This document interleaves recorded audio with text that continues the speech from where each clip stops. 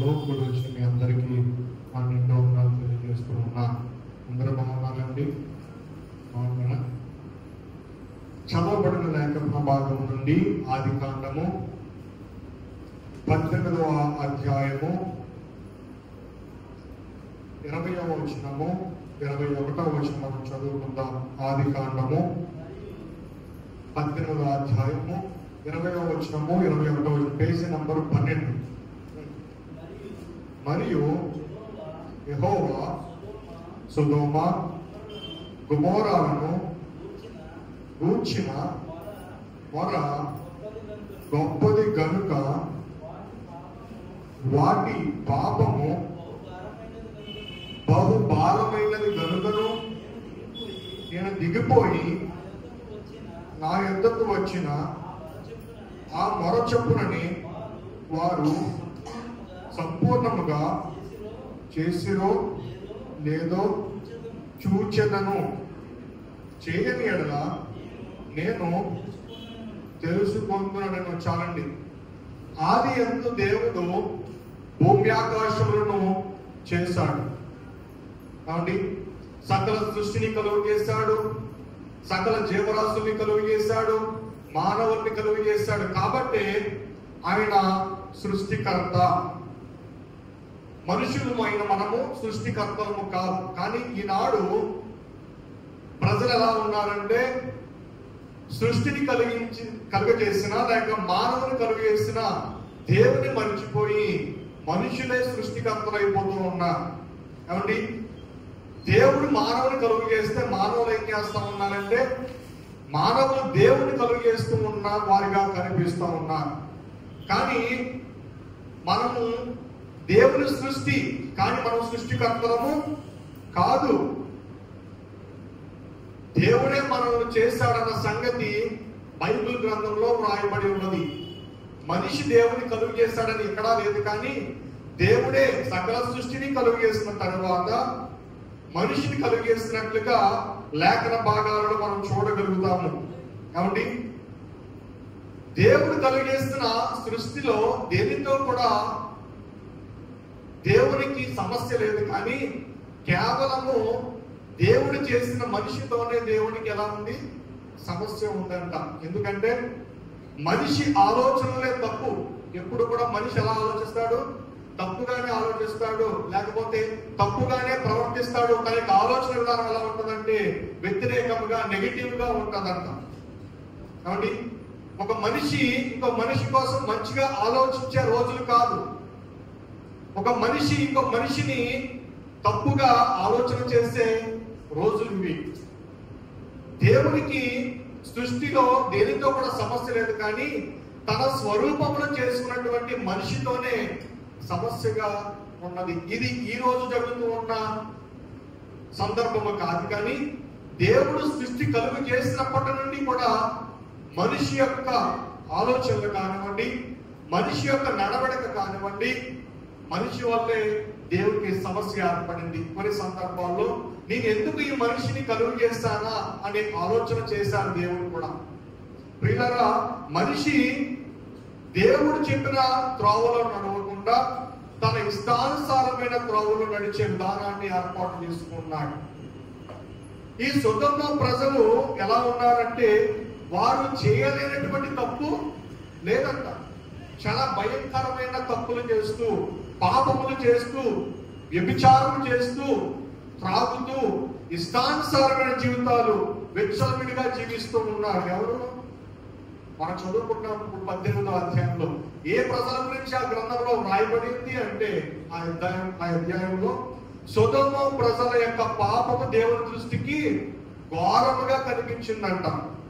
అంటే తప్పులు భరించలేకపోయాడన్న దేవుడు. వారు చేస్తున్న తప్పులు దేవుడు చూడలేకపోయాడు. ఏ విధంగా అంటే, నా స్వరూపంలో చేసుకున్నాను కదా, నేను ఎంతో ఇష్టపడి ఈ యొక్క మనిషి జాతిని కలుగు చేశాను కదా, అయితే నాకు వ్యతిరేకంగా మీరు జీవిస్తూ ఉన్నారు, నా మాట చొప్పున జీవించట్లేదు, నాకు ఇష్టమైన త్రోవల్లో మీరు నడుస్తూ ఉన్నారు అని దేవుడు బాధపడుతూ ఉన్నాడంట. ఒక సందర్భంలో ఏం జరిగిందంటే, ఒక సందర్భంలో భూమి మొరపెడుతుందట, భూమి కూడా భారముగా ఉన్నారంట ఈ ప్రజలు. ఎంతో భయంకరమైన తప్పులు చేస్తూ పాపములు చేస్తూ జీవిస్తున్నారని భూమి దేవునికి మొరపెట్టిందంట. మొరపెట్టినప్పుడు దేవుడు అనుకున్నాడంట, వీరు చేస్తున్న మొర నిజమో కాదో నేను ప్రజల దగ్గరికి వెళ్ళి సొదొమ పట్టణానికి వెళ్ళి నేను చూస్తాను, వారు ఎట్టి స్థితిలో వారు జీవిస్తూ ఉన్నారో,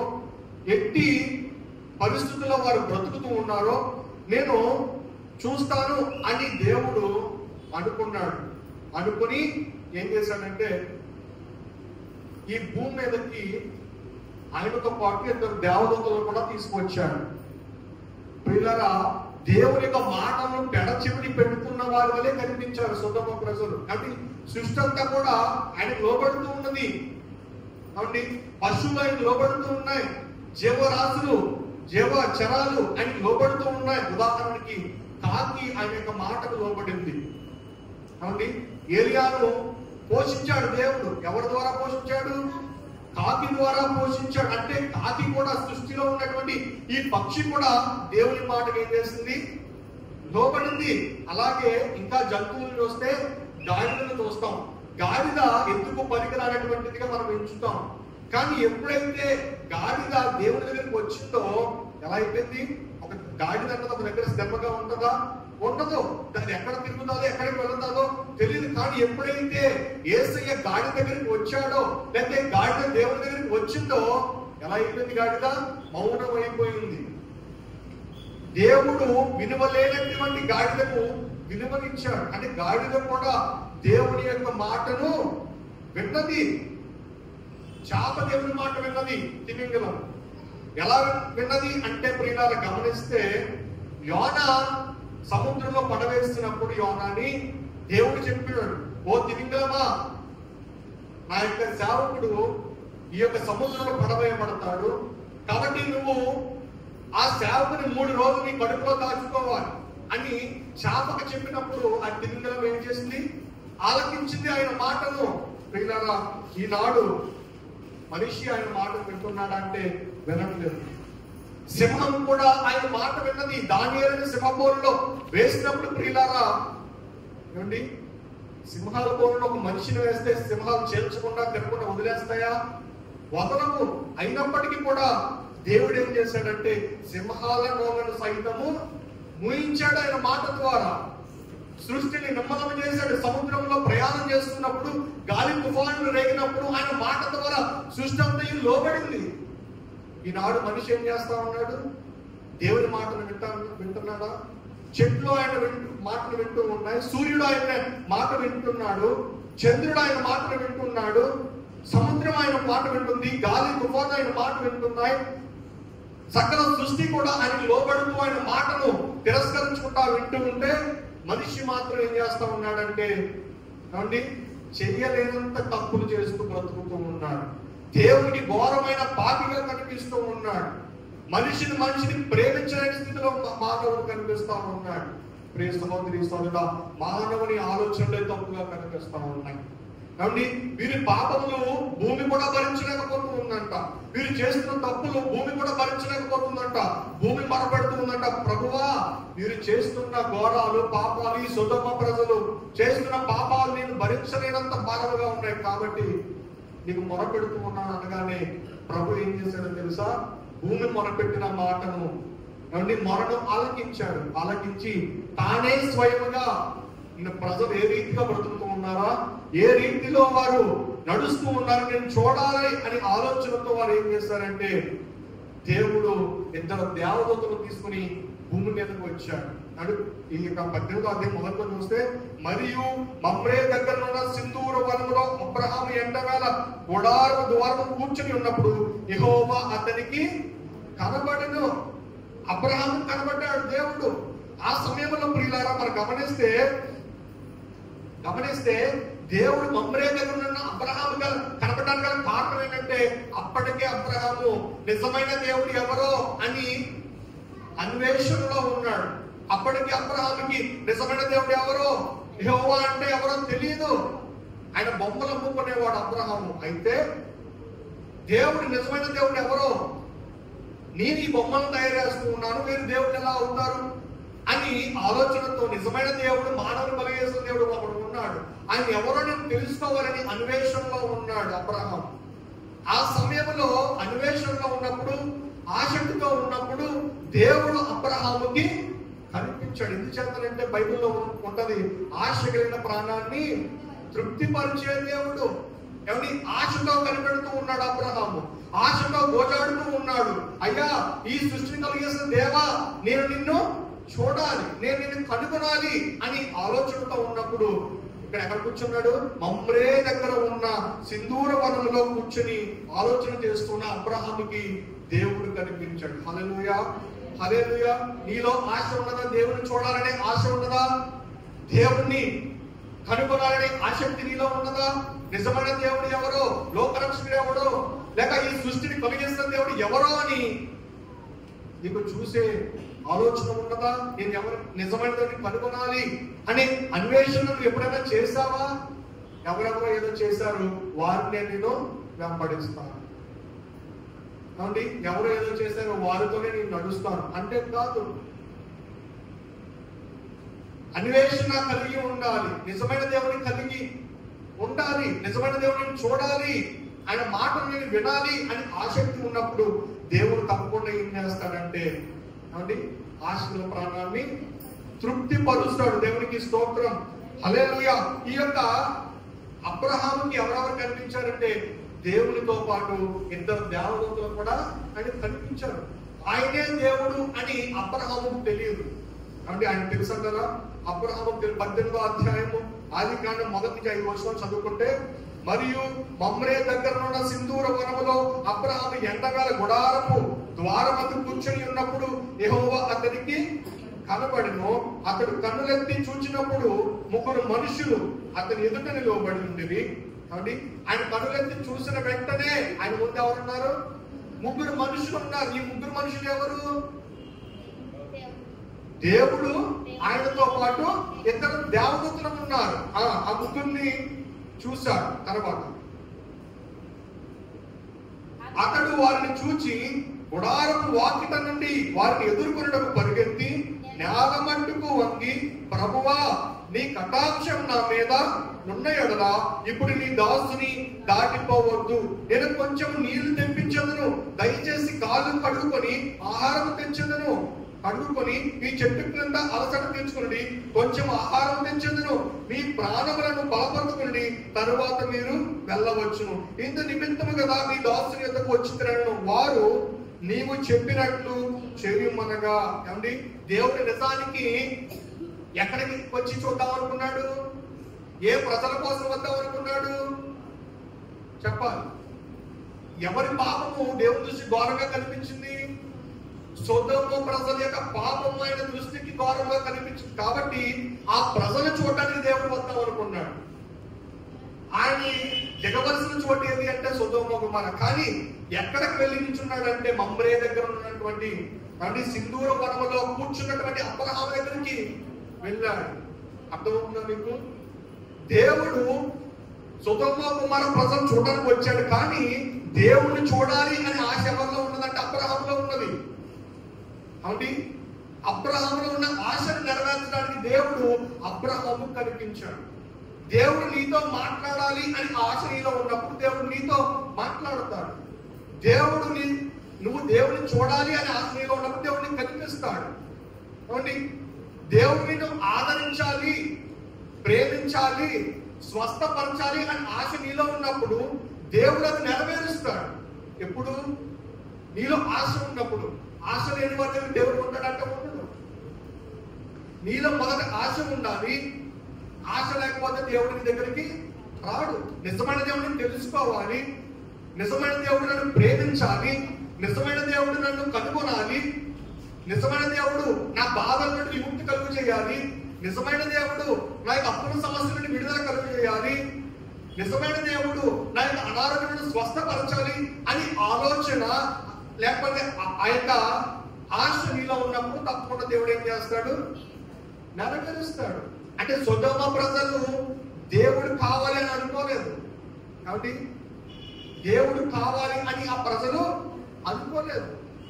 కానీ దేవుడు వారి పరిస్థితులు చూద్దామని వద్దామని నిశ్చయించుకున్నాడు. కానీ అబ్రహాములో ఉన్నటువంటి ఆశను చూసి దేవుడు అబ్రహాము కనిపించాడు. హల్లెలూయా, హల్లెలూయా. ఈ రోజు నీలో గనక ఆశ ఉన్నట్లయితే, ఒకవేళ నీలో గనక దేవుడు నా కుటుంబంలో ఉండాలి అనే ఆశ కనుక నీలో ఉన్నట్లయితే, దేవుడు నీ కుటుంబంలో ఉండాలి, నీ బిడ్డల జీవితంలో ఉండాలి, లేకపోతే నీ వ్యాపారంలో ఉండాలి, నీ ఉద్యోగంలో ఉండాలి, నీ కాలేజీలో ఉండాలి, నీ యవ్వన ప్రాయంలో ఆయన ఉండాలి అని ఆశ నీలో ఉన్నట్లయితే తప్పకుండా ఆయన ఆశలు నెరవేర్చే దేవుడు. అవునండి, ఆశలు నెరవేర్చే దేవుడు. నీకున్న ప్రతి ఒక్క సమస్యని కూడా తీర్చగల సమర్థుడు ప్రియ సహోదరి సోదరుడా. ఎప్పుడైతే అబ్రహాము దేవుని కనుగొన్నాడో, ఆశపడ్డాడు, దేవుడు కనిపించాడు. కనిపించిన వెంటనే వంగి నమస్కారం చేశాడంట అబ్రహాము. వంగి నమస్కారం చేసి ఇంటికి ఆహ్వానించాడయ్యా, మీరు ఎంతో దూరము నుండి వస్తున్నారేమో, మీరు ఎక్కడికి వస్తున్నారో నాకైతే తెలియదు, కానీ ఈ రోజు ఈ పూట మాత్రము మా ఇంటి దగ్గర మీరు ఉండాలి, కొంచెం అలసట తీర్చుకోవాలి అని చెప్పి వారు కడుక్కోవడానికి, కాలు కడుక్కోవడానికి నీళ్ళు ఇచ్చాడంట. తర్వాత వారు భుజించడానికి కొంచెం ఆహారం ఏర్పాటు చేస్తారు అంటే, ఏమండి దేవుడు అన్నాడంట, సరే చెయ్యి, నీ ఆశని ఎందుకు కాదంటారు అంటే, దేవుడి కదా ఆహారం తింటాడా అంటే తింటాడు. ఎలాగా? భూమి మీద ఉన్నప్పుడైనా మనిషి, పరలోకంలో ఉన్నప్పుడైనా దేవుడు. కాబట్టి ఆయన ఎలా అయినా ఉండగలడు, మనిషి రూపంలో అయినా ఉండగలడు, లేకపోతే దేవుడి రూపంలో అయినా సరే ఉండగలడు. దేవదూతలు కదా, వారు మనుషులు తినే ఆహారము తినగలరా అంటే తింటారు. మన్నానే కదా తింటారంటే తింటారు. దేవుడు ఏదైనా చేయగలరు. ఎందుకంటే ఆకాశంలో పరలోకంలో ఉన్నప్పుడు వారు మన్నాను పూజించినట్లుగా భూమి మీద ఉన్న మనిషి యొక్క ఆకారంలో ఉన్నారు కాబట్టి వారు ఆహారం కూడా తినగలరు. సహోదరులు, వెంటనే అబ్రహాము విందుని ఏర్పాటు చేశాడు. కాబట్టి ఆతిథ్యం ఇచ్చాడు. ఆతిథ్యం ఇచ్చిన తర్వాత అంటే ఆదికాండము 18వ అధ్యాయం 8వ వచనం చూద్దాం. తరువాత అతడు వెన్నను పాలను తాను సిద్ధము చేయించిన దూడను తెచ్చి వారి ఎదుట పెట్టి వారు భోజనము చేయించుండగా వారి యొద్ద ఆ చెట్టు క్రింద నిల్చుండెను. వారు అతనితో, నీ భార్య అయిన శారా ఎక్కడ ఉన్నదని అడుగగా అతడు, అదిగో గుడారములో ఉన్నదని చెప్పాడు. తర్వాత వచ్చు. అందుకైన మీదటికి ఈ కాలమున నీ యొద్దకు నిశ్చయముగా మరలా వచ్చేదను. అప్పుడు నీ భార్య అయిన శారాకు ఒక కుమారుడు కలుగునని చెప్పాను. శారా ఆయన వెనుక నుండి గుడారపు ద్వారం మందు వినిచుండెను. చాలండి. ఈ యొక్క 8వ వచనం మనం చూస్తే అబ్రహాం అంట వెన్నను పాలను తీసుకొచ్చాడంట, దాంతో పాటు దూడను తీసుకొచ్చాడంట. వారు తృప్తిగా భోజనం చేస్తారు. భోజనం చేసిన తర్వాత దేవుడైన యెహోవా అంటూ ఉన్నాడు అబ్రహాంతో, అబ్రహాము నీ భార్య అయిన శారా ఎక్కడ ఉన్నది అని అంటే, అదిగో ప్రభువా గుడారంలో ఉన్నది అని చెప్పాడంట. దేవుడికి ఏమైనా ఈయన సమస్య చెప్పుకున్నాడా? చెప్పలేదు. నాకు కుమారుడు లేదు, నా జీవితంలో దుఃఖమే ఉన్నది అని చెప్పుకున్నాడంటే చెప్పుకోలేదు అబ్రహాము. అయినప్పటికీ కూడా హృదయ అంతరంగాలు ఎరిగిన దేవుడు ఏం చేశాడు తెలుసా? ఆయన జీవితంలో, ఆయన కుటుంబములో ఏమండి ఏం లేదు, సంతానం లేదని గ్రహించాడు. సంతానం లేదని గ్రహించి వెంటనే అన్నాడు, మీదటికి వచ్చే సంవత్సరము ఏమండి నీకు కుమారుడు కలుగుతాడు అని చెప్తూ ఉన్నాడు ప్రియ సహోదరి సోదరుడా. ఎందుకంటే దేవుని ప్రజలకు ఆతిథ్యం ఇవ్వడంలో ఆశీర్వాదం. హెబ్రీయులకు రాసిన పత్రిక 13వ అధ్యాయం 1వ వచనంలో ఉంటారు చూడండి, పేజీ నెంబరు 209. సహోదర ప్రేమ నిలువరముగా ఉండనీయుడి, ఆతిథ్యము చేయ మరొకడి, దాని వలన కొందరు ఎరుగకయే దేవదూతలకు ఆతిథ్యము చేసి. దేవునికి స్తోత్రం. ఎవరు చేశారు ఆతిథ్యం దేవదూతల కంటే? అబ్రహాము కుటుంబం ఆతిథ్యము చేసింది దేవదూతలకు. వారు దేవదూతలు దేవుడు అని అబ్రహాము తెలుసా అంటే అప్పుడు తెలుసా? తెలీదు. అయినప్పటికీ వారికి ఆతిథ్యము చేశాడు కాబట్టి ఏం పొందుకున్నాడు? ఆశీర్వాదాన్ని పొందుకున్నాడు. ప్రియ సహోదరి సోదరుడా, ఆశీర్వాదం నీకు కావాలి అంటే దేవుని ప్రజలైన వారిని నువ్వు ఆదరించాలి. దేవుని ప్రజలకు, దేవుని బిడ్డలకు నువ్వు ఆతిథ్యం ఇవ్వాలి. ప్రియ సహోదరి సోదరుడా, ఇస్తూ ఉన్నావా? కొందరు ఎరుగకయే దేవదూతలకు ఆతిథ్యం ఇచ్చారంట. ఆ ఆతిథ్యం ఇచ్చిన వారు ఎవరు? అబ్రహాము కుటుంబం. అబ్రహాము కుటుంబం ఆతిథ్యం ఇచ్చినది కాబట్టి దేవుడు ఏం చేశాడు? వారిలో ఉన్నటువంటి, వారి కుటుంబంలో ఉన్నటువంటి లోటును చూసి ఆ లోటును కాస్త తీసివేశాడు. ఏమండి, సారేపాతన ఊరిలో వెధవరాలు ఏమండి పోషించబడ్డ కారణం ఏంటంటే తన సేవకునికి ఉన్న కొంచెము పిండిలో కొంచెం రొట్టె వేసింది, కొంచెం నూనె వేసి కాల్చి సేవకునికి ఇచ్చినప్పుడు ఏమండి ఆ యొక్క దేశమంతా, గ్రామం అంతా కూడా కరువుతో నింపబడినప్పటికీ కూడా వారి కుటుంబంలో ఆశీర్వాదము, కరువు లేదండి. ఆశీర్వాదం ఇచ్చాడు దేవుడు, కరువు లేదు. ఆ యొక్క కరువు కాలం అంతా కూడా ఆమె కుమారుడు కూడా ఎలా ఉన్నారు? తృప్తిగా తిని ఆనందించారు, బ్రతికారంట. అసలు కొంచెం పిండిలో, కొంచెం నూనెలో కొంచెం అప్పుముక్కి వేసిన వెంటనే దేవుడు ఎంత ఆశీర్వదించాడు. 5 రొట్టెలు 2 చిన్న చేపల్ని ఆశీర్వదించాడు దేవుడు. ఆతిథ్యం ఇవ్వడం మర్చిపోకూడదు. ప్రియ సహోదరి సోదరులు, ఆదికాండము 18వ అధ్యాయము 9-10 వచనాలు చదువుకున్నాం. మళ్ళీ ఆదికాండంలో 18వ అధ్యాయము 9-10 వచనాలు. నీ భార్య అయిన శారా ఎక్కడ ఉన్నది అని అడుగగా అతడు అదిగో గుడారములో ఉన్నదని చెప్పాను. అందుకు ఆయన మీదటికి ఈ కాలమున నీ యొద్దకు నిశ్చయముగా మరలా వచ్చేదను, అప్పుడు నీ భార్య అయిన శారాకు ఒక కుమారుడు కలుగునని చెప్పాను. శారా ఆయన వెనుక నుండి గోడారము ద్వారమునందు వినుచును. చాలండి, వీరి ఈ దంపతులు ఏ కాలంలో ఉన్నారంటే వృద్ధ వయసులో ఉన్నారు. కాబట్టి శారా వృద్ధ వయసులో ఉన్నది, అబ్రహాము వృద్ధ వయసులో ఉన్నాడు. అయితే స్త్రీ ధర్మం కూడా నిలిచిపోయింది. కానీ దేవుడు కార్యం చేయాలి అనుకుంటే ఏ స్థితిలో ఉన్నా సరే, అది మరణ స్థితిలో ఉన్నా సరే నిన్ను లేవనెత్తగల సమర్థుడు. కాబట్టి ఎటువంటి బాధల్లో కూలిపోయినా సరే దేవుడు చేయాలి అనుకుంటే ఆ యొక్క బాధ నుండి నిన్ను బయటకు లాక్కు రాగల సమర్థుడు.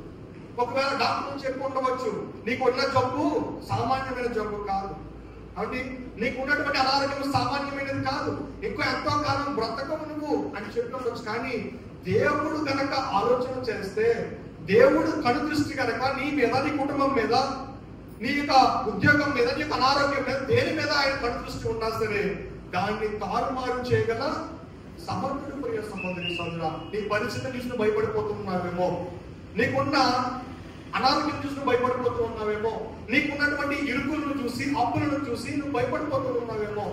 ప్రియ సహోదరి సోదరా, భయపడిపోవద్దు. భయపడవలసిన పరిస్థితి లేదు. ఈ రోజు నా మీద ఎన్ని సమస్యలు ఉన్నాయంటే నేను చెప్పుకోలేనంత భారం నా మీద ఉన్నది. అయినా సరే నేను భయపడకుండా దేవుని యందే నిరీక్షణ నుంచి ముందుకు సాగుతూ ఉన్నాను. ఒక శ్రమ వెంబడి శ్రమ, కాబట్టి బాధ వెంబడి బాధ.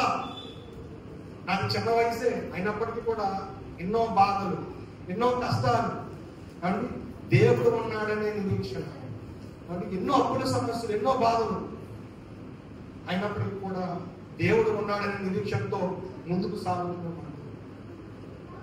నెల వచ్చేసరికి ఎంత బాధ అంటే నాకు అండి, ఎన్నో వేల రూపాయలు బ్యాంకు కట్టాలి, తిన్నా తినకపోయినా సరే ఎన్నో బాధలు, మళ్ళీ కొత్త ఇంకో బాధ వచ్చిన సోదరి సోదరు. కానీ భయపడకుండా దేవుని అంతే నిరీక్షణ నుంచి ముందుకు సాగుతున్నప్పుడు దేవుడు తప్పకుండా ఏం చేస్తాడు? ఆశీర్వాద ప్రాణాన్ని తృప్తిపరుస్తాడు. అంటే ఎఫెసీయులు రాసిన పత్రికలో మంచి మాటగా చూడండి. ఎఫెసీ పత్రిక 3వ అధ్యాయము 20వ వచనం, పేజీ నెంబరు 174, 3:20. మనలో కార్యసాధకమైన తన శక్తి చొప్పున మనము అడుగు వాటన్నిటికంటేను, ఊహించు వాటికంటేను అత్యధికముగా చేయ శక్తి గల దేవునికి క్రీస్తు యేసు మూలముగా సంఘములో తరతరములు సదాకాలము మహిమ కలుగును కాక. మనం ఊహించే వాటికంటే అడిగే వాటికంటే అధికమైన ఆశీర్వాదము దేవుడు కలుగు చేస్తాడని తన బైబిల్ గ్రంథంలో వ్రాయించాడు. కాబట్టి మన ఊహకు అందరూ ఆయన చేసే అద్భుతాలు కానివ్వండి, ఆయన కార్యాలు కానివ్వండి, మన ఊహకు అందమంట. మనం అడుగు వాటికంటే మనకు వచ్చిన అడుగుతాం, కానీ దేవుడు ఏం చేస్తాడు? సమృద్ధిగా ఇస్తాడు. మనం కొంచెమే ఊహిస్తాం, కానీ దేవుడు చేసే కార్యాలంట మన ఊహకు మించినవిగా కనిపిస్తూ ఉంటాయి. ఎందుకంటే అబ్రహాము జీవితంలో లోటు ఉన్నదని అబ్రహాం చెప్పుకున్నాడా? పోనీ సారా చెప్పుకున్నదా? చెప్పుకో. అయినప్పటికీ కూడా దేవుడికి ప్రతి నీ సమస్య కూడా దేవుడికి తెలుసు. నీ సమస్య తెలియదు, ఎవరు పట్టించుకోవడం అనుకుంటా ఉంటావు, కానీ నీ సమస్య ప్రతిదీ కూడా దేవుడికి తెలుసు. నువ్వు పడుతున్న బాధ, నువ్వు పడుతున్న కష్టము, నువ్వు పడుతున్న అనారోగ్యము, కాబట్టి నీకున్న కలిమి ప్రతిదీ కూడా దేవుడికి తెలుసు. దేవుడు చూడట్లేదు కదా అని అనుకుంటావేమో, కాబట్టి కానీ సమస్తమును దేవుడు చూసుకున్న దేవుడు, తగిన కాలంలో దాన్ని పరిష్కరించే దేవుడు. కాబట్టి విశ్వాసంతో ముందుకు సాగాలి తప్ప మనం ఎప్పుడు కూడా విశ్వాసంలో పడిపోకూడదండి. చాలా మంది కష్టం వచ్చిందని, బాధ వచ్చిందని విశ్వాస జీవితంలో పడిపోతూ ఉంటారు, దేవుని యొక్క సన్నిధిలో పడిపోతూ ఉంటారు, వాక్య జీవితంలో పడిపోతూ ఉంటారు, ప్రార్థన జీవితంలో పడిపోతూ ఉంటారు. ఎలా ఉన్నది విశ్వాస జీవితము? దేవుని మీద ఆధారపడి జీవిస్తూ ఉన్నావా? ఎప్పటికైనా కష్టం దేవుడు తీరుస్తాడు, ఎప్పటికైనా బాధను దేవుడు తీరుస్తాడు అనే ఆలోచనతో ముందుకు సాగిపోవాలి దేవుళ్ళు తప్ప. ఏమండి, బాధను చూసి ఎక్కడ నిలబడ్డావు అక్కడే ఉండిపోతే పనులు జరుగుతాయా? నీకు నష్టం వచ్చింది అని చెప్పి నువ్వు వ్యాపారానికి వెళ్ళడం మానేస్తే పనులు జరుగుతాయా? నీకు ఈ సంవత్సరం నష్టం వచ్చింది, ఈ సంవత్సరం నేను పంటలు వేయనండి అంటే నీకు బాధ తగ్గిపోతుందా? నువ్వు సహోదరుడా, నీకు జరగవలసింది జరిగిస్తాడు తప్ప నువ్వు ఒక నిలబడిపోయి ఉండిపోతే దేవుడు దాన్ని ఏమి మార్చి పరిస్థితి మార్చలేడు దేవుడు. నువ్వు ముందుకు కొనసాగిపోవాలంటే ఈ పరిస్థితులను చూసి నువ్వు నిలబడిన స్థితిలో ఉండిపోతే దానివల్ల ప్రయోజనము లేదు. ఇంకా నువ్వు కూడా విశ్వాస జీవితంలో ఎదగాలి. కాబట్టి ఎదుగుతున్న మనం ఆలోచనలు కొంచెమే అయినప్పటికీ కూడా అడుగు వాటి కంటేనో ఊహించి వాటి కంటేనో అత్యధికంగా ఆశీర్వదించే దేవుడు. హల్లెలూయా, హల్లెలూయా. ఈ రోజు ఇక్కడ కూర్చున్న ప్రతి ఒక్కరి హృదయాల్లో ఏదో ఒక సమస్య ఉండి ఉండవచ్చు. అది అనారోగ్య సమస్య, అంటే అప్పుల సమస్య, ఇంటి సమస్యలో, లేకపోతే గ్రామ సమస్యలో, ఆడి పంటలో, వ్యాపార ఉద్యోగంలో, చదువులో ఏదైనా సమస్య ఉండవచ్చు. కానీ మన ఆలోచన కంటే ఆయన ఆలోచనలు గొప్పవి. అంతే, అది మాత్రమే ఆలోచించాలి. మనిషిని ఆలోచనలు ఎప్పుడు కూడా తప్పు ఆలోచనలు ముందు చెప్పాను. మనిషి ఎలా బ్రతుకుతూ ఉన్నాడంటే తప్పుగా ఆలోచన చేస్తూ ఎదుటి ప్రజలు పాడైపోవాలని, పక్క వారు పాడైపోవాలని చెప్పి, చుట్టూ ఉన్న వారు పాడైపోవాలని, నేనే బాగుండాలి, నేను బాగుంటే సరిపోతాది అనే ఆలోచన తప్పు. సహోదరుడా, నీ ఆలోచన విధానం మారాలి. దేవుడు ప్రజమైన నువ్వు నేను మన యొక్క ఆలోచన విధానం మారాలి. సహోదరుడా, మారేలా ఉండాలి అంటే నువ్వు ఏం చేయాలి తెలుసా? ప్రభు సన్నిధిలో మొరపెట్టాలి. నీకు రాతి గుండెని తీసేసి మాంసపు గుండెని మన చెప్పి ప్రభుని కోరుకోవాలి. ఎలా ఉండాలి నీకు భక్తి జీవితము? 16వ వచనం చదువుతున్న 18వ అధ్యాయం ఆదికాండము 16వ వచనం, పేజీ నంబరు 12, 18వ అధ్యాయం 16వ వచనం. అప్పుడు మనుషులు అక్కడ నుండి లేచి సొదొమ తట్టు చూసి అబ్రహాము వారిని సాగనంపుటకు వారితో కూడా వెళ్ళెను. ఏమండి, ఇక్కడ మనుషులు అంటే ఎవరంటే దేవుడు, ఆ ఇద్దరు దేవతలు కూడా సొదొమ వైపు చూస్తూ ఉన్నారంట. సొదొమ వైపు చూస్తూ ఉన్నప్పుడు వారిని సాగనంపడానికంట అబ్రహాము వారితో కూడా వెళ్ళాడంట దూరం వరకు. ఎక్కడ నుండి?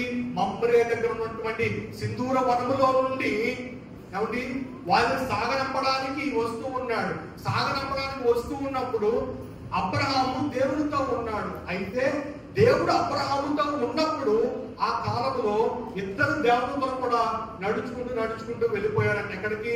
సొదొమ గొమొర్రా పట్టణానికి వెళ్ళిపోయారంట. దేవుడైతే ఎక్కడ ఉన్నాడంటే అబ్రహాము దగ్గరే ఉన్నాడంట.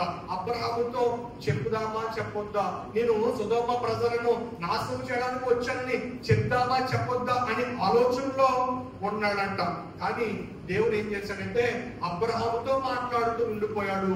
అయితే ఆ సమయంలోనే ఈ ఇద్దరు దేవతలు కూడా సొదొమ పట్టణం వైపు వెళ్ళిపోయారు. 20 వచనం నుండి 23వ వచనం వరకు చూద్దాం. మరియు యెహోవా సొదొమ గొమొర్రాలను గూర్చిన మొర గొప్పది గనుకను వాటి పాపమును బాహుభారమైనది గనుక నేను దిగిపోయి నా యొద్దకు వచ్చిన ఆ మొర చొప్పునని వారు సంపూర్ణముగా చేసినో లేదో చూచెదను, చేయని యెడల నేను తెలుసుకొందునను. ఆ మనుషులు అక్కడ నుండి తిరిగి సొదొమ వైపుగా వెళ్ళిరి. అబ్రహాము ఇంకా యెహోవా సన్నిధిని నిలిచిండెను. అప్పుడు అబ్రహాము సమీపించి ఇట్లనెను, దుష్టులతో కూడా నీతిమంతులను నాశనము చేయుదువా. చాలండి. కాబట్టి ఈ యొక్క అబ్రహాము దేవుని సన్నిధిలో నిలిచిపోయి ఉన్నాడంట. దేవుడితోనే మాట్లాడుతూ ఉండిపోయాడంట. అయితే ఈ యొక్క సమయంలో ఇద్దరు దేవతలు కూడా ఎక్కడికి వెళ్ళిపోయారు? సొదొమ గొమొర్రా వెళ్ళిపోయారు. సొదొమ గొమొర్రా వెళ్ళిపోయినప్పుడు ఈ యొక్క అబ్రహాముకి దేవుడు చెప్పాడు, నేను సొదొమ గొమొర్రా గురించిన మొర చాలా భారమైనది, దానిని నాశనం చేయడానికే నేను ఈ యొక్క పట్టణానికి వచ్చాను అని అబ్రహాముతో చెప్తుంటే అబ్రహాం అంటాడంట, ఎందుకంటే సొదొమ గొమొర్రా ఎవరున్నారు? కాబట్టి సొదొమ గొమొర్రాలో ఎవరున్నారంటే ఆయన అబ్రహాము యొక్క అన్న కొడుకు లోతు ఉన్నాడు. లోతు గొడవ పెట్టుకొని ఎవరితో? అబ్రహాముతో గొడవ పెట్టుకొని ఆయన ప్రాంతం నుండి సొదొమ గొమొర్రా వెళ్ళిపోయాడు. లోతు సొదొమ గొమొర్రా వెళ్ళిపోయినంత మాత్రాన అబ్రహాముకి లోతు మీద ప్రేమ తగ్గిందంటే తగ్గలేదు, తగ్గకుండా అంటూ ఉన్నాడు, లోతు అక్కడ ఉన్నాడు సొదొమ గొమొర్రాలో. కాబట్టి ప్రభువా, నువ్వు దుష్టులతో నీతిమంతులను కూడా నాశనం చేస్తావా అని ప్రాధాన్యపడుతూ ఉన్నాడంట. మీకు ప్రశ్న రావచ్చు, ఈ యొక్క లోతు అబ్రహాము యొక్క అన్న కొడుకు కదా, అబ్రహాముకు తమ్ముడు ఎలా అవుతాడు అని అనుకోవచ్చు. ఇంకో ప్రశ్న, అబ్రహాము అన్న కూతురు శారా అర్థమవుతుందా? అన్న కూతురు అబ్రహాంకి ఏమవుతుంది? మీకు కోసం తెలుసా? అన్న కూతురు అబ్రహాంకి ఏమవుతుంది? కూతురు. అన్న కొడుకు అబ్రహాం ఏమవుతాడు? కొడుకు అవుతాడు. కానీ అబ్రహాము లోతును తమ్ముడు అంటాడు, కొడుకు అంటాడు. శారాని కూతురు అన్నారు కదా, ఇక్కడ భార్య ఎలా అయిందని ప్రశ్న రావచ్చు.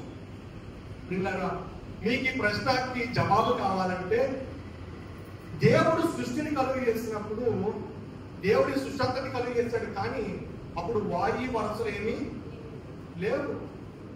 ఈ వాయు వరసలు లేకపోవడంతో మనుషులు ఇష్టానుసారముగా విచ్చలవిడిగా తిరుగుతూ ఉన్నారు. అన్న తమ్ముడు అని, అక్క చెల్లి అని. అవునండి, ఈ వాయు వరసలు లేకుండా బ్రతుకుతున్న ప్రజలను చూసి దేవుడు వీరి పాపము బహు ఘోరముగా కనిపించిందంట. అందుకే దేవుడు మోసే కాలంలో ధర్మశాస్త్రం ఇచ్చాడు. మోసే ధర్మశాస్త్రం రాకముందన్నీ కూడా వాయు వరసలు ఏమి లేవు. నీకు ఇంకో ప్రశ్న రావచ్చు, ఏమండి, ఆదాము కుమారుడు కయ్యను ఒక్కడే ఉన్నాడు కదా పురుషుడు, ఆ సమయంలో అతనికి భార్య ఎక్కడి నుంచి వచ్చింది అని ప్రశ్న రావచ్చు. ఒక్కడే మనిషి భూమి మీద ఉన్నప్పుడు భార్య ఎలా వచ్చిందంటే చెప్పారు కదా, అప్పుడు వాయు వరసలు లేవు. కాబట్టి ఒక తల్లి గర్భం నుండి వచ్చిన ఏమండి ఆ యొక్క పిల్లలతోనే వివాహం చేసుకునేవారు, సంతానం కనేవారు. ఎప్పుడైతే మోసే ధర్మశాస్త్రం వచ్చిందో దేవుడు ఎవరన్నా, ఎవరు తమ్ముడు, ఎవరు చెల్లి, ఎవరి అక్క, లేదంటే ఎవరు భార్య భర్తలు అవ్వాలి, ఎవరు బంధువులు అవ్వాలి, ఇలాగా దేవుడు వరసను కలిపాడు. ఈ యొక్క సొదొమ ప్రజలు వాయు వరసలు లేకుండా పాపం చేస్తా ఉన్నారట. స్త్రీలను లేదు, పురుషులను లేదు, జంతువులను లేదు, వెచ్చలవిడిగా పాపము చేయడంతో దేవుడికి కోపం వచ్చేసింది. దేవుడు ఇక సొదొమ పట్టణాన్ని నాశనం చేద్దాం అనుకోవడానికి గల కారణం ఏంటంటే వాయు వరస లేకుండా తిరుగుతూ ఉన్నారు. పురుషులతో పురుషులు పాపము చేస్తూ ఉన్నారు. కాబట్టి మనుషులు జంతువులతో పాపం చేస్తూ ఉన్నారు. ఈ రోజుల్లో ఇవే చూస్తూ ఉన్నాం. అమెరికాలో పురుషులు వివాహం చేసుకుంటే తప్పు కాదు, అది చట్టం ఉంది. అర్థమవుతుంది. కాబట్టి ఇశ్రాయేలుకి దేవుడు ఇచ్చినటువంటి మోషే ధర్మశాస్త్రం ఇప్పటికి కూడా అదే వారికి రాజ్యాంగము. మనకి డాక్టర్ బిఆర్ అంబేద్కర్ గారు రాజ్యాంగం రాసిచ్చారు. అయితే ఇశ్రాయేలు ప్రజలకి దేవుడే మోషే ద్వారా ధర్మశాస్త్రము ఇచ్చాడు. అదే రాజ్యాంగం ఇప్పటికీ కూడా వారు పాటిస్తారు. ప్రియ సహోదరి సోదరుడా, ఎప్పుడైతే దేవుడి కోపం వచ్చి సొదొమ పట్టణాన్ని నాశనం చేయడానికి వచ్చినప్పుడు అబ్రహాము అంటూ ఉన్నాడు, ప్రభువా, దుష్టులతో కూడా నీతిమంతులను నువ్వు నాశనం చేస్తావా? నీతిమంతులు ఉంటే ఆ పట్టణాన్ని విడిచిపెట్టవా అని ప్రాధేయపడుతూ ఉన్నాడంట. అంటా ఉన్నాడంట అబ్రహాము. ఇంకా కింద వచ్చిన 18వ అధ్యాయంలో మనం చూస్తే, ప్రభువా, ఒకవేళ 50 మంది నీతిమంతులు కనుక ఆ పట్టణంలో ఉంటే, ఆ పట్టణంలో కనుకుంటే దాన్ని నాశనం చేయకుండా నువ్వు విడిచిపెడతావా అంటే, ఆ సరే విడిచిపెడతాను అన్నాడు. కొంచెం సమయం అయిన తర్వాత, ప్రభువా, ఒకవేళ దాంట్లో 5 తగ్గితే నాశనం చేయకుండా వదిలిపెడతామంటే, సరే పోనీ 5 మంది తగ్గినా సరే నేను ఆ పట్టణాన్ని నేను నాశనం చేయను అంటే మరి ఒకసారి అన్నాడంట, ప్రభువా 30 మంది, ప్రభువా 20 మంది నీతి మంత్రులు ఉంటే, చివరిసారి అడుగుతున్నాను 10 మంది ఉంటే నువ్వు నీతి మంత్రులు నువ్వు ఆ పట్టణం నాశనం చేయకుండా నువ్వు వదిలేస్తామంటే, సరే 10 మంది ఉన్నా సరే వదిలివేస్తాను అని చెప్పి అబ్రహాము అంటే, చాలు నువ్వు నన్ను బ్రతిమాలుకున్నది, ఇంకా నువ్వు వెళ్ళిపో అంటే 10 మంది కూడా లేని స్థితిలో సొదొమ పట్టణము ఉన్నది. నీకు దేవుడు ఉదాహరణ చెప్పాడు. మత్తయి సువార్త 13వ అధ్యాయము, మత్తయి సువార్త 13వ అధ్యాయము 24వ వచనం నుండి 30వ వచనం వరకు మనం చూస్తే, ఆయన 25 నుంచి మనుషులు నిద్రించుచుండగా అతని శత్రువు వచ్చి గోధుమల మధ్యలో గురుగులు విత్తిపోయెను, మొలకలు పెరిగి గింజ వచ్చినప్పుడు గురుగులు కూడా అగపడెను.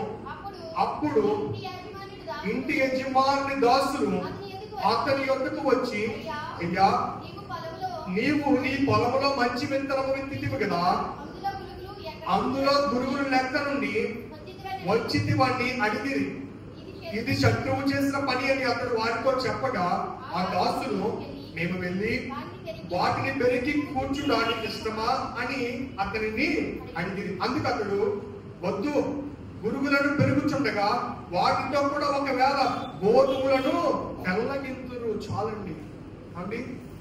ఈ యొక్క గోధుమల పంటలో ఒక శత్రువు వెళ్ళంట ఏం చేశాడు, గురుగులు చల్లేస్తాడు. గురుగులు చల్లేసినప్పుడు అవి మొక్కలు ఎదుగుతూ ఉన్న సందర్భంలో దాన్ని కాపు కాసేవారు చూశారంట. చూసి దీని గోధుమలతో పాటు గురుగులు కూడా ఎదగడం చూసి యజమానికి వచ్చి చెప్పారంట, అయ్యా యజమాని, గోధుమల పంటలో ఎవరో గురుగులు చెల్లేశారు, అది వాటితో కూడా ఎదుగుతూ ఉన్నాయి, కాబట్టి గురుగులను మాత్రమే మేము పెరిగి వేయాలా అని అడిగితే యజమాని అంటాడంట, వద్దు వద్దు, గురుగులు పెరిగి వేయొద్దు. ఒకవేళ గురుగులు పెరిగి వేస్తే గురుగులతో పాటు కింద వేళ్లలో నుండి, అంటే గురుగులు గోధుమలు కూడా వేళ్లతో చిక్కుబడి ఉంటాయంట. మనము దుష్టులు మారుద్దాము అని ఒక దగ్గర ఉంటే అది దుష్టులతో పాటు నీతిమంతులు కూడా ఏమైపోతారు, పాడైపోతారు. దేవుడు అందుకే చక్కని మాట కీర్తన గ్రంథంలో 1వ అధ్యాయంలో చెప్తాడు, దుష్టుల ఆలోచన చొప్పున నడువక పాపుల మార్గంలో నీవు నిలవక. అంటే నువ్వు దుష్టులు ఉండే చోట నువ్వు ఉండొద్దు, దుష్టులు నిలబడిన చోట నువ్వు నిలబడవు. ఎందుకంటే దుష్టులు ఏం చేస్తారు తెలుసా, నీతిమంతులను కూడా వారిలో కలిపి వేసుకుంటారు. అయితే గోధుమ పంటలో గురుగులు కూడా ఉన్నాయి, గురుగులను ఒక్కటే తీసేస్తే గోధుమలు కూడా బాగుంటాయి కదా, గోధుమలు ఒక్కటే పండుతాయి కదా అని పనివారు ఆలోచన కలిగి ఉంటే యజమాని అంటున్నాడంట, లేదు లేదు, మీ ఆలోచన తప్పు. ఎందుకంటే అవి కూడా వాటితోనే పెరిగాయి, అవి కూడా వాటితోనే మనం వేసిన మందులు స్వీకరించాయి, లేకపోతే మనం పెట్టిన నీరు అవి కూడా తీసుకొని ఏం చేసినట్టే అవి కూడా బలముగా వేరులతో భూమిలో నాటుకుపోయాయి. ఈ నాటుకుపోయినప్పుడు గోధుమలతో పాటు ఈ పురుగులు కూడా ఒకటితో ఒకటి ముడి వేసేసుకున్నాయంట. ఏవి? వేర్లు. ఈ ముడి వేసేసుకున్నప్పుడు ఒకవేళ దీన్ని దుష్టుల్ని లాగేద్దాం, పురుగులను లాగేద్దాం అని నువ్వు గనక వాటిని లాగితే దాంట్లో కూడా ఏమొచ్చేస్తాయి? మంచివైనటువంటి గోధుమ పంట కూడా పాడేవి బయటకు వచ్చేస్తారు, అవి కూడా చచ్చిపోతాయి. కాబట్టి వాటిని మీరు లాగొద్దు. ఇందాక అదే అన్నాడు అబ్రహాము, నువ్వు దుష్టులతో నీతిమంతులను కూడా నువ్వు నాశనము చేస్తావా అని ప్రశ్న వేసినప్పుడు లేదని నువ్వేం చెప్తావు చేస్తాను. ఒకవేళ 50 మంది నీతిమంతుడు ఆ పట్టణం విడిచిపెట్టేస్తాను. ఒకవేళ 45 మంది ఏమో విడిచిపెట్టేస్తాను, 30 మంది విడిచిపెట్టి 10 మంది ఉన్నా విడిచిపెట్టేస్తాను. అంటే ఆ పట్టణంలో 10 మంది నీతిమంతులు కూడా లేదు. అంత భయంకర పాపులుగా. అంటే ఇప్పుడు పురుషులతో పాపం చేసేవారండి. పురుషులు స్త్రీలతో పాపము కాదు. పురుషులు అయితే మనిషి జాతి పశువులతో పాపం చేసి కొంతమంది అంటారు ఈ యొక్క బైబుల్ అంట అంటే స్త్రీలు చదవలేరంట, పురుషులు చదవలేరంట. కొంతమంది చెప్తున్న స్టేట్మెంట్.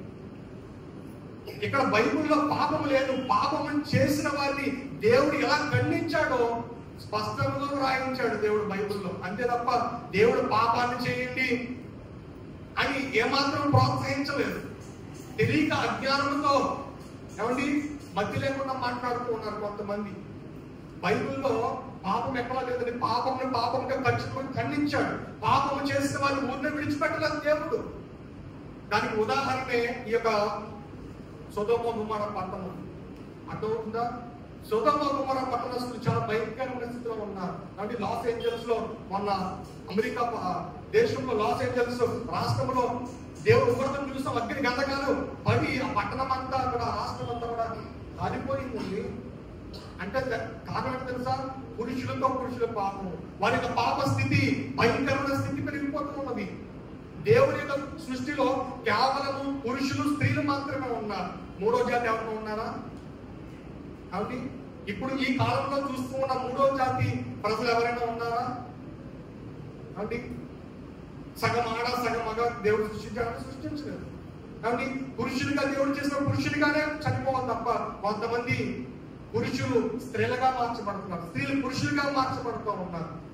అది దేవుని సృష్టిలో లేదు. దేవుని యొక్క సృష్టికి విరుద్ధము. కొంతమంది సేవకులు కూడా ఉన్నారండి, కానీ వారి బైబిల్లో వారికి స్థానం లేదు. దేవుని రాజ్యంలో వారికి స్థానం లేదు. కేవలం పురుషులకి స్త్రీలకు మాత్రమే పరలోకంలో స్థానం ఉన్నది తప్ప మూడో జాతి దేవుడి సృష్టిలో లేరు. ప్రియ సహోదరి సోదరులా, మీరు బైబిల్ క్షుణ్ణంగా పరిశీలన చేయాలి.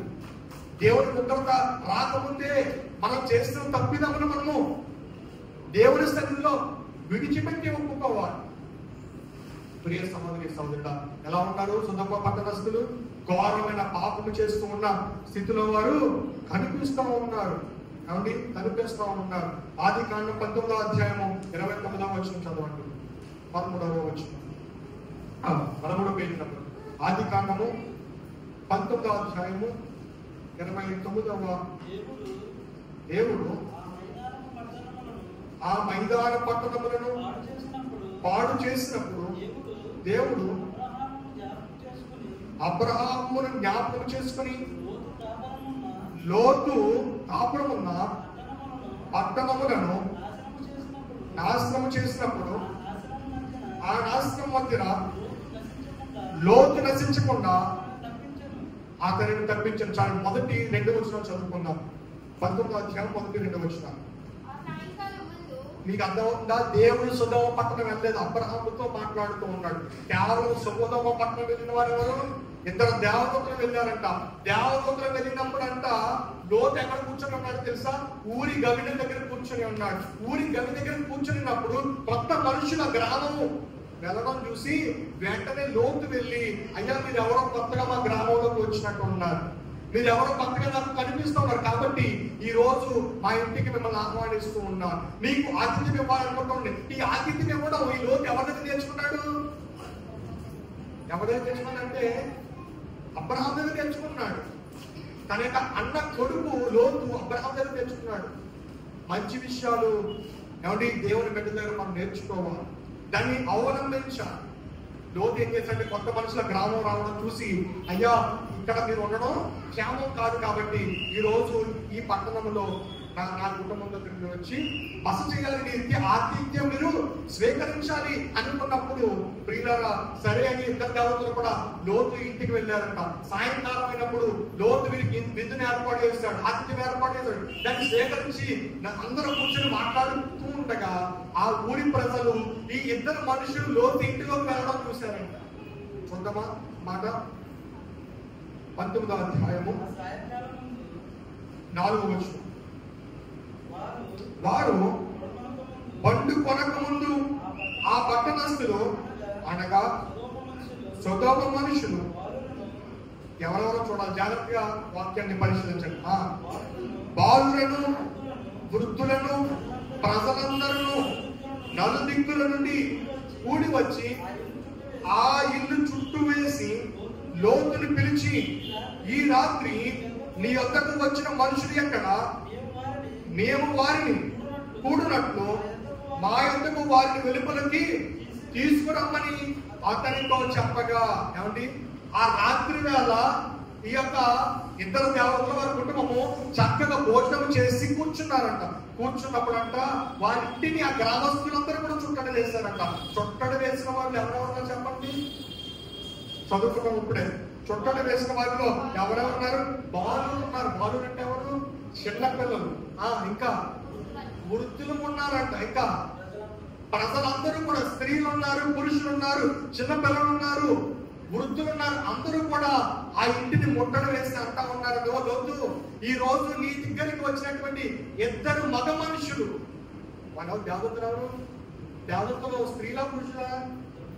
స్త్రీలు ఉంటారు దేవతలు, పురుషులు మాత్రమే దేవతలు ఉంటారు. దేవుడు పురుషుడా స్త్రీయా చెప్పాలి? కేవలం పురుషుడే దేవుడు. అర్థమైందా? దేవతలు స్త్రీలు కాదు, పురుషులే.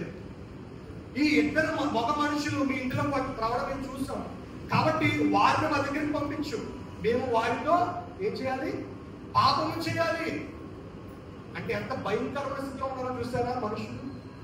మగవారితో పాపము చేయాలని చిన్న బిడ్డల సైతము, వృద్ధుల సైతము, స్త్రీల సైతము, పురుషుల సైతము కూడా ఏం చేద్దాం అనుకున్నారు? మగవారితో పాపం చేద్దాం అనుకున్నారు. దేవుడు ఇంకా పాపం చేసిందండి. తన దేవదూతలతో పాపము చేయాలని ఆలోచన రావడంతో కాబట్టి రాత్రి అంతా కూడా అప్పుడు అన్నారంట ఆ దేవదూతలు, అయ్యా లోతులు లోపలికి వచ్చేసాయని చెప్పి లోపలికి వచ్చేసినట్ట తలుపు మూసేశారంట. రాత్రి అంతా కూడా ఆ గ్రామస్తులు ఆ ఇంటి చుట్టూ తిరుగుతూ ఉన్నారంట. కానీ వారికి తలుపు ఎక్కడ ఉందో కనిపించలేదు. వారికి తలుపు ఎక్కడ ఉందో కనిపించట్లేదంట.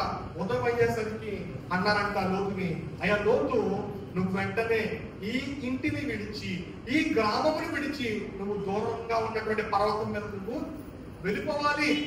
ఎందుకంటే 19వ వచనం ఏమో చూడండి. 19వ వచనం,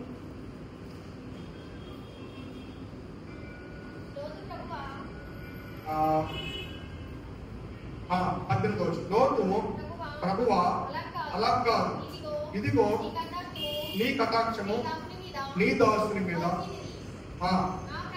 నా ప్రాణము రక్షించడం వల్ల నీకు నా ఎడల గణపరిచిన నీ కృపను గణపరిచితివి. నేను ఆ పర్వతమునకు తప్పించుకొని పోలేను.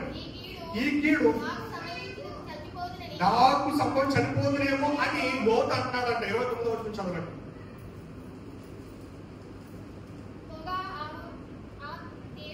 దేవుడు ఆ మైదాన పట్టణములను పాడు చేసినప్పుడు దేవుడు అబ్రహామును జ్ఞాపకం చేసుకున్నాడు. దేవుడు ఆ గ్రామములో పట్టణాన్ని, ఆ సొదొమ గొమొర్రాను పాడు చేద్దాము, నాశనం చేద్దాము అని ఆలోచన వచ్చినప్పుడు దేవుడు ఏం చేశాడు తెలుసా?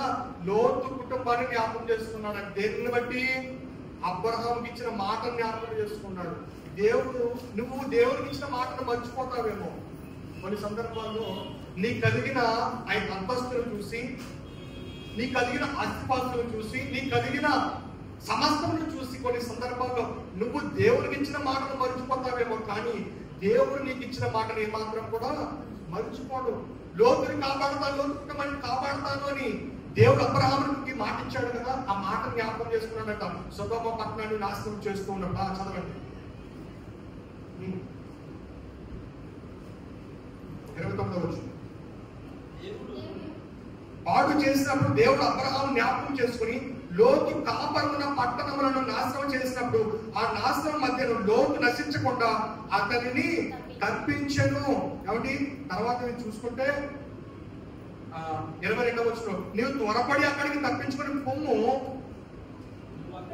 నీవు అక్కడ చేరు వరకు నేనేమి చేయలేను. అందుచేత ఆ ఊరికి సోయరు అని పేరు పెట్టబడిన. దేవుడు ఎలా నాశనం చేస్తాడంటే 24వ వచనం, అప్పుడు యెహోవా సొదొమ మీదను గొమొర్రా మీదను యెహోవా యొద్ద నుండి గంధకమును అగ్నిని ఆకాశము నుండి కురిపించి ఆ పట్టణములను, ఆ మైదానం అంతటిని, ఆ పట్టణములలో నివసించే వారందరినీ నేల మొలకలను నాశనము చేశాను. ఏమండి, ఆ పట్టణంలో ఇంకేది ఉండకూడదు. అంటే దేవుడు ఎందుకు అంతగా కేవలం ప్రజలను మాత్రమే నాశనం చేశాడు దేవుడు? ఆ పొలాలను, పంటను, జంతువులను, పక్షులను, జీవచరాలను, ఆ ఊరు ఉన్నటువంటి నీటిని, మట్టిని, సమస్తమును కూడా దేవుడు ఏం చేశాడంటే అగ్ని గంధకాల చేత, అండి భయంకరమైనటువంటి కెమికల్స్ చేత ఆకాశం నుండి పడింది అంట. ఆ కెమికల్స్, ఆ అగ్ని గంధకాలు అటువంటి భయంకరమైనవి పడి సొదొమ పట్టణం అంతా కూడా నాశనమైపోయింది. కేవలం లోతు కుటుంబం మాత్రమే పర్వతం మీదకి వెళ్ళిపోయారు. కానీ మధ్యలో లోతు బారి వెనక్కి తిరిగి చూసిన పుస్తకం అయిపోయింది. ప్రియులారా, నేను ఈ మాట ఎందుకు చెప్తూ ఉన్నానంటే, ప్రస్తుతము పిలువబడుతూ ఉన్నా కానీ మృత సముద్రము ఇప్పుడు అనుభవాలు ఉన్నాయా అంటే దేవుడి అది కట్టు కథ అంటారు చాలా మంది. అండి కట్టు కథ అంటారు చాలా మంది, తెలియని వారు, అజ్ఞానం ఉన్నారు. కానీ శాస్త్రవేత్తలు కూడా ఏమండి పరిశోధించి కనుగొన్నారు. మృత సముద్రం అనేది ఒకటి ఉన్నది. అండి మృత సముద్రం అనేది ఒకటి ఉన్నది. ప్రస్తుతం మృత సముద్రం అనేది ఏంటంటే ఆనాడు దేవుడు అగ్ని గంధకాలతో కాల్చి వేసినటువంటి సొదొమ గొమొర్రా పట్టణాలవి. అంటే ఇప్పటికి కూడా ఏ మనిషి అన్నా సరే ఆ మృత సముద్రంలో అడుగు పడితే బ్రతకడం చనిపోతారు. కాబట్టి ఏ యొక్క చేప అయినా సరే వేరే సముద్రము నుండి పాయల ద్వారా వస్తుంది కదా నీరు, ఆ నీరు నుండి చేపలు కానీ ఆ మృత సముద్రంలో కొంచెం ఒక్కసారి అలా వెళ్ళి అంటే చనిపోతారు. ఏ జీవచరాలు కూడా బ్రతకలేవు దానిలో. ఎందుకు దేవుడు అంతగా చేశాడు ఆ యొక్క సొదొమ గొమొర్రా అంటే, ఇప్పుడు మనం ఒక పంటను వేసాం, సపోజ్ చెరుకు పంటను వేసాం, దానిలో ఉన్నటువంటి చెడంతా కూడా చనిపోవడం మనం ఏం చేస్తాం? ఆ పంటను కలుస్తామా? చూసారు ఎప్పుడైనా? చెరుకు పంటను కాల్ చేస్తారు. ఎందుకు కాల్ చేస్తారు? దాంట్లో ఉన్నటువంటి ఏమండి క్రిములు, పాలు అంతా కూడా చనిపోవాలి. కొత్త పంట వేసినాం, దానికి అది పట్టకూడదు. కాల్చిన తర్వాత మళ్ళీ వేస్తే మామూలుగా అయిపోతుంది. కానీ దేవుడు ఎంత భయంకరంగా కాల్చాడంటే, కాల్చి వేసిన తర్వాత మళ్ళీ ఆ భూమి మామూలుగా అయిపోవాలి కదా, ప్రజలందరూ నచ్చిపోయారు. జంతువులు లేవు. ఎందుకు జంతువులు కూడా ఎందుకు నాశనం చేశాడంటే, జంతువులతో కూడా పాపం చేసేవారు అంటారు మనుషులు. పంటలు కూడా పాడైపోయినాయి. ఏ యొక్క ఆనవాలు భూమి మీద ఉండకూడదు ఆ పట్టణానికి సంబంధించిందని చెప్పి దేవుడు నాశనం చేసేసాడు అండి. అసలు దాంట్లో దేవుడు ఆ పట్టణాన్ని నాశనం చేయడానికి గల కారణము 2 సీక్రెట్స్ ఉన్నాయి. 2 సీక్రెట్స్ ఏంటంటే, మొదటిది ఈ యొక్క ఆనవాళ్ళు సొదొమ పట్టణస్థులు చనిపోయారు, నాశనం చేయబడ్డారు, కాల్చివేయబడ్డారు. కాబట్టి వీరి యొక్క ఆనవాళ్ళు వేరే రాష్ట్రానికో, వేరే దేశానికో, వేరే యొక్క ప్రజలకో రాకూడదు. ఈ ఆనవాళ్ళు ఇక్కడతోనే ఇది ముగిసిపోవాలి.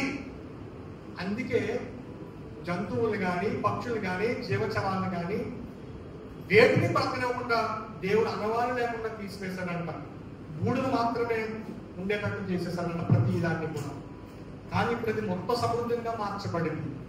అక్కడ పరిశోధన చేద్దాము అనుకుని వెళ్ళేవాళ్ళు చనిపోతారు. ఏమండి ఆ యొక్క సముద్రం లోతు ఎంత ఉందో కూడా ఎవరికి తెలియదు, కేవలం దేవుడికి మాత్రమే తెలుసు. అంటే కేవలం దేవుడు మాత్రమే తెలుసు. ఆ ఆడవాళ్ళు చుట్టూ ఉన్న దేశాలకి తాగకూడదని చెప్పి దేవుడు ఏం చేశాడు? అది మృత సముద్రంగా మార్చేశాడు దేవుడు. అది మొదటి సీక్రెట్. ఆ ఆనవాళ్ళు పక్క వారికి రాకూడదు. రెండవది ఏంటో తెలుసా? రెండవది భూమి మీద సంఘం ఉండగా, అంటే భూమి మీద సంఘం ఉండగా దేవుని యొక్క రాకడ రాదు. సంఘం ఎంత పడిపోయిన తర్వాత దేవుని రాకడ వస్తుంది. రాకడ దేవుడు రాకడ వచ్చిన తర్వాత 1000 సంవత్సరాలు పరిశుద్ధులకి భూమి మీద ఏం జరుగుతుందంటే విందు జరుగుతుంది. విందు జరిగే కాలంలో దేవుడు ఈ యొక్క మృత సముద్రాన్ని కాబట్టి మనుషులు త్రాగే నీటిగా మారుస్తాడు. దేవుడిని తీసుకొస్తున్నాం. హల్లెలూయా. దేవుడు రాకడ ఎప్పుడు వస్తుంది అని ఆలోచన చేస్తే, దేవుడు ఉగ్రత ఎప్పుడు వస్తుంది అని ఆలోచన చేస్తే పాపం మళ్ళీ ఎక్కువైపోతుంది కదా, అవ్వట్లేదంటారా? కాబట్టి దేవుడికి ఇష్టము కాని ప్రజలు తయారవుతున్నారు. మగవారితో మగవారు పాపం చేసేవారు, జంతువులతో పాపం చేసేది. ఈ యొక్క కాలంలో కూడా వారు ఏమవుతున్నారు? తయారవుతూ ఉన్నారు. కాబట్టి చాలా మంది స్త్రీలు పురుషులు కాని వారు కూడా వస్తూ ఉన్నారు. కాబట్టి లింగాలు మార్చుకునే వారు వస్తూ ఉన్నారు. వీరందరినీ చూసి దేవుడు ఉగ్రత అతి త్వరలోనే రాబోతుంది. మనం సిద్ధపడిన కన్యకుల వలె మనం ఉండాలి. ప్రియ సహోదరి సహోదరుడా, మనం సిద్ధపడిన కన్యకుల వలె మనం ఉంటామా? అండి, దేవుడి యొక్క సంఘము శ్రమలో ఉండడానికి కాదండి. దేవుడు రాక ఎప్పుడు వస్తుందంటే సంఘాన్ని సంఘం అంటబడిన తర్వాత దేవుడు ఏం చేస్తాడంటే ఈ భూమి మీద 1000 ఏళ్ల పరిపాలన చేస్తాడు. పరిశుద్ధులందరూ తిరిగి వచ్చి భూమి మీద విందు చేస్తాడు. ఆ సమయంలో ఈ మృత సముద్రము ఇది యొక్క ప్రవచనం ఎక్కడ ఉంటుందంటే యెహెజ్కేలు గ్రంథము 47వ అధ్యాయము 8-9 వచనం, 729 పేజీ, 729.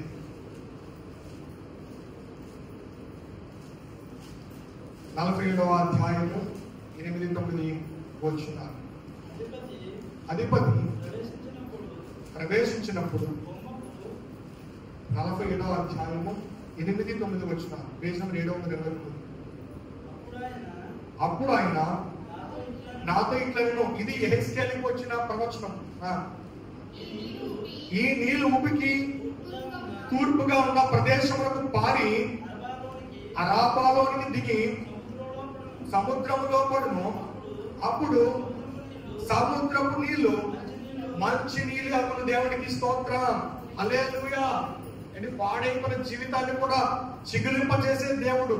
కాబట్టి మారాన్ని మధురముగా చేసిన దేవుడు, ఎర్ర సముద్రాన్ని 2 పాయలుగా చేసిన దేవుడు, ఈ సొదొమ గొమొర్రా పట్టణాన్ని మృత సముద్రంగా డెడ్ సీగా మార్చిన దేవుడు.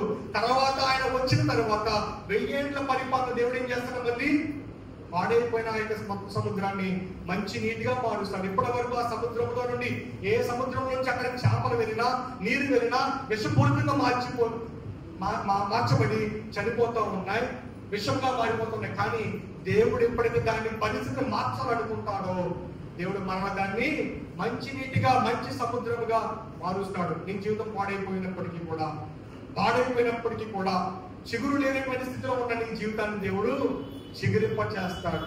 మనం ఏం చేయాలి తెలుసా? ప్రార్థన చేయాలి. అండి, సొదొమ పట్టణస్థుల వలె మన పట్టణం, మన గ్రామము ఉండవద్దు. అండి, పాపం పెరిగిపోతూ ఉన్నది. భయంకరమైన విగ్రహారాధన, భయంకరమైనటువంటి వ్యభిచారము, త్రాగుడు, జోదాలు పెరిగిపోతూ ఉన్నాయండి ఈ ప్రపంచంలో. అండి, ప్రపంచంలో పెరిగిపోతుంది. LGBTQI అని ఒకటి వచ్చేసింది. అంటే దాని అర్థం ఏంటంటే మగవారితో పాపం చేస్తారు, స్త్రీలతో పాపం చేస్తారు. అంటే వీరందరి గురించి కూడా దేవుడు చాలా భయంకరంగా దుఃఖిస్తూ ఉన్నాడు. ఇదే స్థితి సొదొమ గొమొర్రా మీద వచ్చినప్పుడు దేవుడు దాన్ని నాశనం చేశాడు. ఆయన రాకడ వచ్చేస్తుందని దీనికి సూచనలు దేవుడు చెప్తున్నాడు. కాబట్టి మనం చాలా జాగ్రత్తగా, భయముతో, వణుకుతో మనం ఏం చేయాలి? దేవుణ్ణి వెతకాలి. దేవుని వెతుకుతాడేమో అని దేవుని కనులు ఆకాశం నుండి మనుషుల మీద చూస్తూ ఉన్నాడంట. అయితే అబ్రహాం ఆశ నెరవేర్చిన దేవుడు. నువ్వు కనుగొనాలి దేవుని అని ఆశ కలిగి ఉంటే ప్రతి ఒక్క ప్రాణాన్ని కూడా తృప్తిపరిచిన దేవుడు. కాబట్టి దేవుని కనుగొందాం. ఈ యొక్క ఆఖరి రోజుల్లో దేవుని విశ్వాసం బ్రతుకుదాం. కాబట్టి దేవుని ఉగ్రత నుండి లోతు కుటుంబం ఎలా అయితే తప్పించుకుందో అట్టి రీతిలో మనం కూడా తప్పించుకొని దేవుని ఆశీర్వాదానికి కారకులం అవుదాం. అటువంటి దేవుని మనందరికీ దేవుడు దయచేయను గాక. ఆమేన్.